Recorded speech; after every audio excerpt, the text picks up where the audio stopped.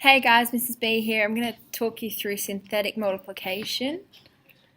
So just quickly revisiting long multiplication. So when we look at a sum like this, we would start with the bottom number, so the 16, multiply everything in the top row by the 6, and then we'd move across one place. So that's adding a 0 on the right of the next line, and then multiplying everything by the 10.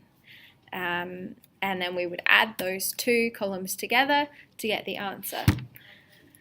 So we're applying the same kind of algorithm but for polynomials. So if I've got two polynomials, I want to multiply them together, I'd start by constructing a sum using the coefficients. Now be careful, in my first polynomial I haven't got an x term, so make sure you remember to have something in its place. I've got a 0. The second one, coefficients are just 1, 6, 1, so it's easy. And there's a typo in the top line of my image. There's no -3, but I've applied it correctly through the sum.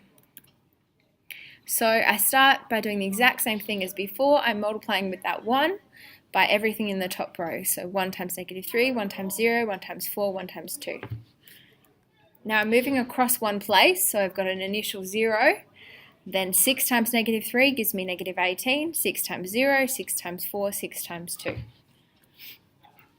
Now I've got two zeros, I'm moving across two places, and 1 times -3, 1 times 0, 1 times 4, 1 times 2.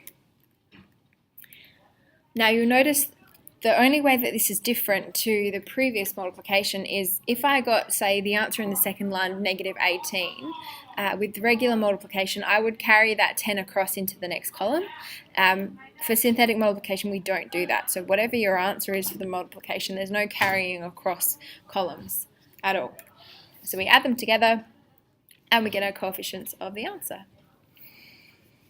So that multiplication gives us 2x to the 5th, 16 to the 4th, 26x cubed, 1x squared, -18x, take 3.